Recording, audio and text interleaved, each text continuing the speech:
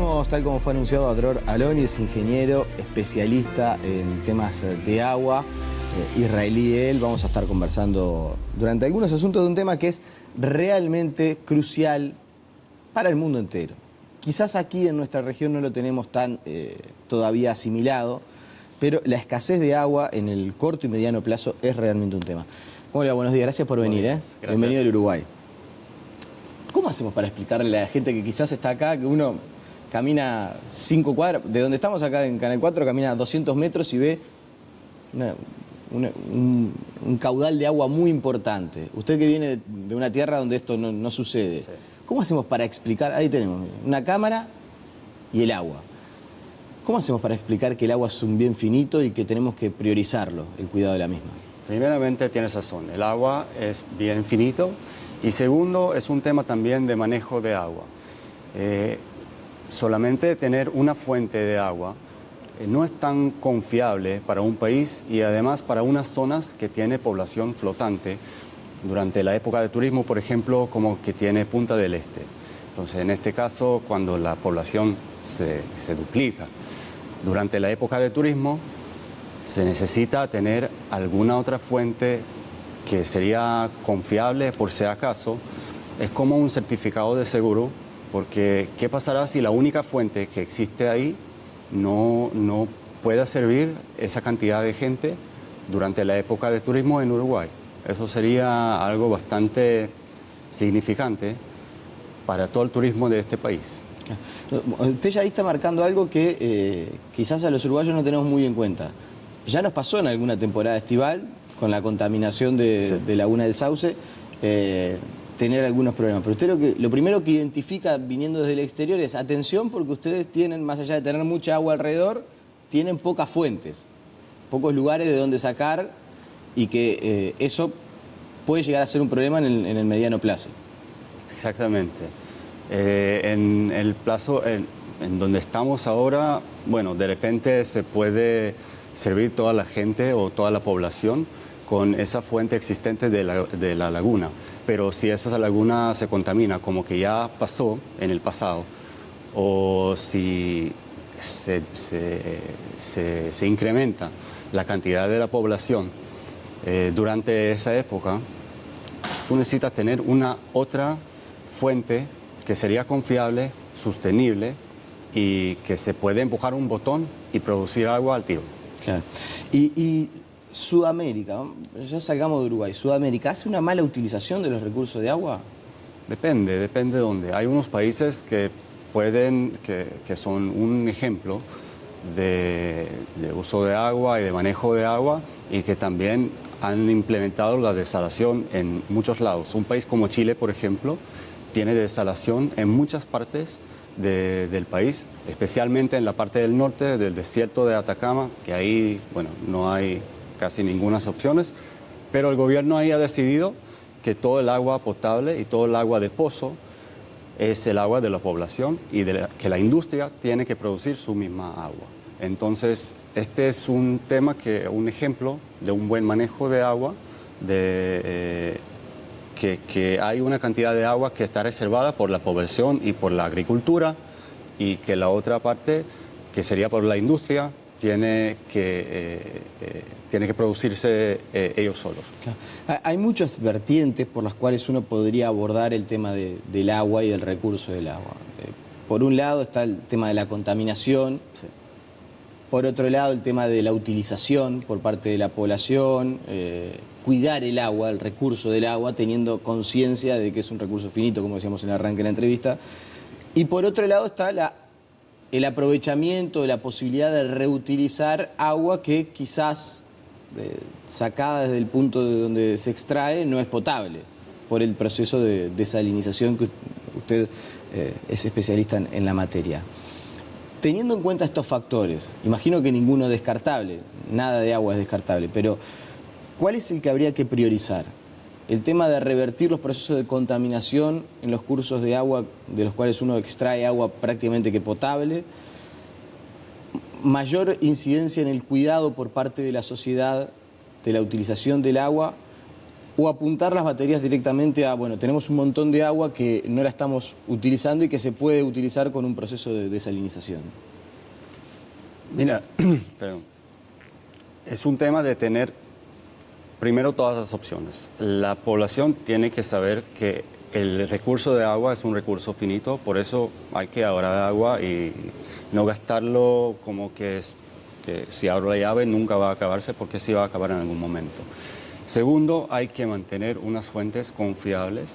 Entonces, si hay alguna opción o que si sabe que puede ocurrir alguna contaminación en las fuentes que alimentan las ciudades principales aquí en Uruguay, se debe buscar alguna otra opción. Lo que estamos ofreciendo como IDE es una opción para tener una otra fuente que depende solamente de la mar, que el mar sí es infinito en este caso, que se puede producir el agua para, digamos, por si acaso. Si pasa algo con la laguna, se puede usar la agua desalada. Si se incrementa la cantidad de la gente, de la población que usa el agua, se puede también complementar. No es una alternativa, no es que cerramos la laguna y ahora solamente ¿Ustedes estamos visualizan trabajando que el lugar donde podrían desarrollar la tecnología es en particular en Punta del Este? Punta del Este es un lugar donde hemos identificado la necesidad. ¿Por qué? Porque durante la temporada de turismo, ahí hay muchísima más población y el uso de agua se está incrementando significativamente, y por eso nosotros pensamos que va a ser un muy buen lugar para empezar con la desalación. Pero igual hemos visto, y tenemos acá también un representante local que nos ha identificado algunos otros lugares en Uruguay que también pueden ser adecuados para esa solución de la desalación. ¿Y cómo es el proceso de desalación o de quitar el agua, la sal al agua para que se pueda volver potable? Ya. Básicamente estamos tomando agua de mar y lo estamos pasando por unas membranas, son membranas de un polímero, pero lo estamos empujando dentro de este polímero con muy alta, alta presión. Entonces la presión llega hasta 70 bar, solamente para que tengas una idea. 70 bar es como una altura de 700 metros. Esta es la presión que se usa para empujar el agua dentro de esas membranas. Lo que pasa después es que en un lado se queda la salmuera, que es agua que es 2 veces más salada. Todos los sales se quedan en un lado y del otro lado sale una fuente que se llama el permeado, que es agua potable básicamente. Y ese agua se lo puede tomar, se puede agregar algunos sales más. En muchos casos se lo hace por temas de salud, por temas de corrosión en tubería, etcétera, etcétera. Y la salmuera vuelve al mar. Ahora, lo importante es que lo que vuelva al mar es lo que llegó del mar. Entonces, no es que estamos echando ningún otro químico o nada adicional. Todos los sales que llegaron del mar regresan al mar al final. Lo único que estamos sacando es agua potable. Y en cuanto a los procesos de contaminación, voy a aprovechar tu experiencia, tu conocimiento para preguntarte sobre estos asuntos.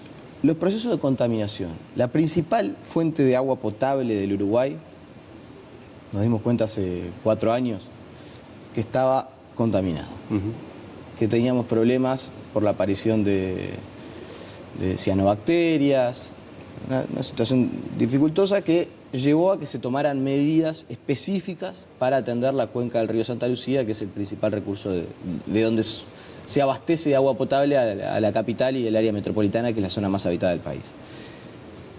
Las autoridades dicen que las medidas que se han adoptado ya empiezan a dar algunos resultados de revertir, más allá de que hay algunos informes científicos que dicen que todavía eso no es contrastable científicamente, ¿no? Que la calidad del agua ya sea mejor debido a las medidas que se adoptaron. ¿Cuánto demora en revertirse un proceso de contaminación de un curso de agua? Imagino que no debe ser algo específico, digo que no es algo general, debe ser algo específico de acuerdo al caudal. Exactamente. Ahora, ¿Es rápido en el tiempo? ¿Puede llevar en 1 o 2 años ya se pueden ver resultados? ¿O eventualmente siempre se necesitan décadas? Mira, es muy difícil responder esa pregunta así porque depende del caso, depende del tipo de la contaminación, depende del tipo de tratamiento que hay que hacer. Entonces es muy difícil dar una respuesta, pero de todas maneras no creo que va a ser algo rapidísimo, no va a ser una solución de 2 días, es algo que toma tiempo, que hay que invertir en eso, es una inversión probablemente significante.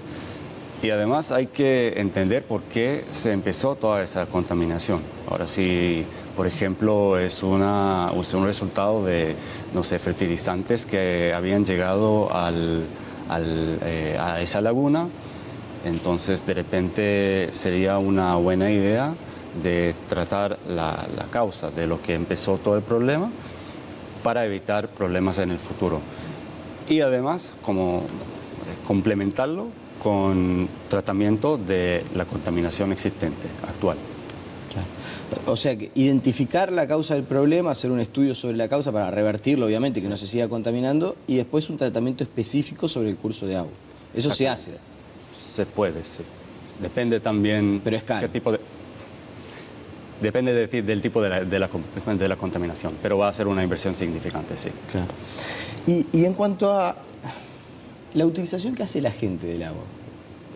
Recuerdo que en algún momento conversaba con algún otro experto, también israelí, que obviamente son de las personas que más saben del cuidado del agua en el mundo, por esto que mencionábamos de la escasez del recurso que tienen en su país, y eso los ha llevado a desarrollar mucha tecnología y sobre todo invertir mucho en tratar de aprovechar hasta el más mínimo recurso.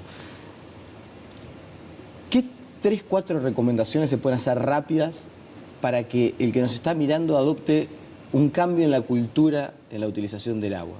Para que sepa que con esas 3, 4 acciones en el día, que quizás no son tan difíciles de instrumentar, uno está colaborando para que las futuras generaciones no enfrenten un problema muy grave.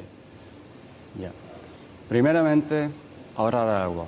Es algo muy fácil. En Israel yo puedo decir como un ejemplo, es una cosa que yo como un niño siempre sabía que el agua es un recurso finito y que tenemos que cuidar el agua y que no se deja la llave abierta y ahorrar el agua es algo muy importante.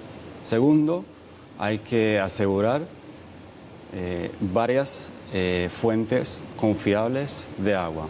En Israel también, por ejemplo, tenemos, digamos, 4 fuentes de agua. Tenemos el Mar de Galilei, tenemos 2 acuíferos, tenemos la desalación y solamente para el tema de la agricultura tenemos reuso de agua servida, de agua residual. Esto sería para mí las 2 recomendaciones principales para mantener un buen manejo de agua en cualquier país. Claro, acá en el Uruguay, incluso en las últimas horas se aprobó una ley de riego que va, entre otras cosas, orientada a fomentar la inversión en el riego, un mejor tratamiento del agua y también, algo que no es muy importante, poder asegurar el suministro de agua a las plantaciones y en el sector agropecuario en momentos en que quizás pueda no llover, que ahora no ha pasado en estos últimos años, pero que va a pasar. En Israel es impresionante el tema del riego por goteo y cómo eso les asegura el agua bajo cualquier circunstancia. Que llueva es lo que menos sucede.